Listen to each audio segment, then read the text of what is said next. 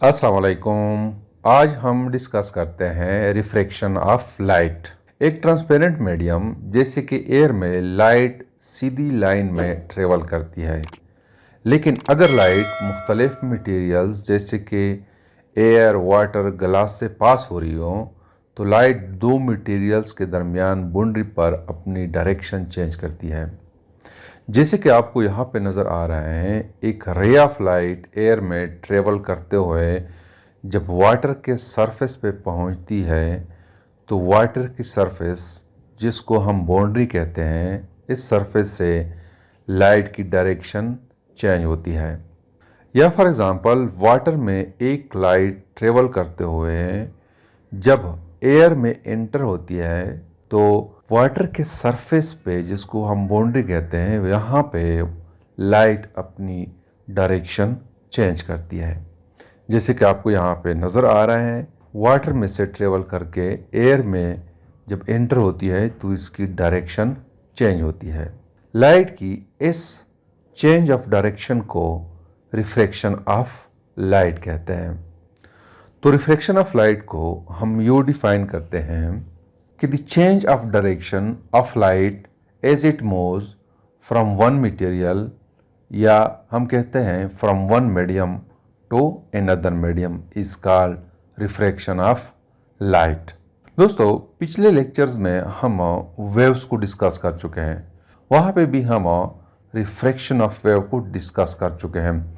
जैसे कि हम water waves in ripple tank में डिस्कस कर रहे थे।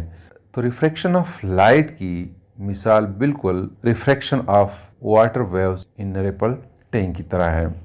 रिफ्रैक्शन ऑफ लाइट को समझने के लिए हमें मंदरजा झैल टर्म्स का जानना ज़रूरी है, यानी कि incident light, refracted rays, point of incidence, normal, angle of incidence, angle of refraction, optically denser medium. Refraction of light को समझने के लिए इन टर्म्स का जानना ज़रूरी है। तो सबसे पहले हम डिफाइन करते हैं इंसिडेंट रेस को।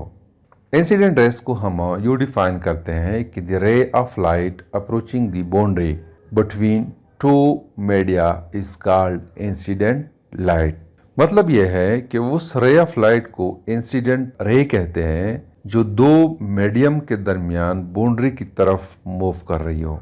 जैसे कि आपको नज़र आ रहा है कि एक रे ऑफ लाइट एयर से वाटर की सरफेस की तरफ मूव करती है। यहाँ पर बाउंड्री, जिसको हम रिफ्रैक्टिंग सरफेस भी कहते हैं, पानी की सरफेस है। यानी कि पानी की सरफेस को हम बाउंड्री कहते हैं या पानी की सरफेस को हम रिफ्रैक्टिंग सरफेस कहते हैं। यहाँ से लाइट रिफ्रैक्ट होती है। सेकेंड टर्म है रिफ्रैक्टिंग रे। रिफ्रैक्टिंग रे को हम यू डिफाइन करते हैं कि the ray of light moving away from the boundary between the two media.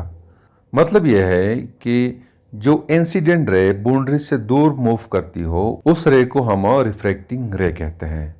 जैसे कि आपको नज़र आ रहा है, ये इंसिडेंट रे जब बाउंड्री से इंसिडेंट होती है तो इंसिडेंट होने के बाद बाउंड्री से दूर मूव करती है, तो इस रे को हम रिफ्रैक्टिंग रे कहते हैं। तीसरा है point of incidence. Point of incidence को हम यू डिफाइन करते हैं कि the point eight which the incident ray strike the refracting surface. उस पॉइंट को हम पॉइंट ऑफ इंसिडेंस कहते हैं जहाँ पे इंसिडेंट रे स्ट्राइक होती है। जैसे कि आपको यहाँ पे नज़र आ रहे हैं, ये इंसिडेंट रे जिस पॉइंट पे वाटर के सरफेस पे स्ट्राइक होती है, उस पॉइंट को हम पॉइंट ऑफ इंसिडेंस कहते हैं। फोर्थ है नॉर्मल। नॉर्मल को हम यू डिफाइन करते हैं कि the line drawn at right angles to the refracting surface at the point of incidence. मतलब यह है कि जिस पॉइंट पे रे इंसिडेंट होती है, उस पॉइंट पे अगर हम एक परपेंडिकुलर लाइन ड्रा करें जो सरफेस के साथ 90 डिग्री का एंगल बनाए, उस लाइन को हम नॉर्मल कहते हैं।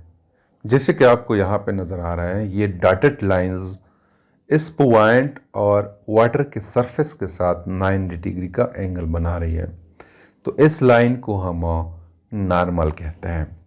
फिफ्थ वन है एंगल ऑफ इंसिडेंस। उसको हम यूँ डिफाइन करते हैं कि the angle between the incident ray and the normal, यानी कि इंसिडेंट रे और नॉर्मल के दरमियान जो एंगल है उसको हम इंसिडेंट एंगल कहते हैं। जैसे कि आपको यहाँ पे नज़र आ रहा है, ये इंसिडेंट रे है और ये नॉर्मल है, इन दोनों के दरमियान जो एंगल है इसको हम इंसिडेंट एंगल कहते हैं। 6th है angle of refraction. The angle of refraction is the angle between the refracted रे एंड नॉर्मल। जब लाइट रिफ्रैक्ट होती है तो उस रे और नॉर्मल के दरमियान जो एंगल है उसको हम एंगल ऑफ रिफ्रैक्शन कहते हैं, जैसे कि आपको यहाँ पे नजर आ रहा है। 7th है ऑप्टिकली डेंसर मीडियम। इसको हम यूँ डिफाइन करते हैं कि medium having a greater refraction effect is called optically denser medium, यानी वो मीडियम जिसमें रिफ्रैक्टिंग इफेक्ट ज्यादा हो, जो लाइट को ज्यादा रिफ्रैक्ट करे, उस मीडियम को हम ऑप्टिकली डेंसर मीडियम कहते हैं। और इस मीडियम में लाइट की स्पीड कम होती है। जैसे कि फॉर एग्जांपल एयर है और वाटर है, तो एयर के मुकाबले में वाटर में रिफ्रैक्टिंग इफेक्ट ज़्यादा है और वाटर में एयर के मुकाबले में लाइट की स्पीड कम है, तो water is the optically denser medium.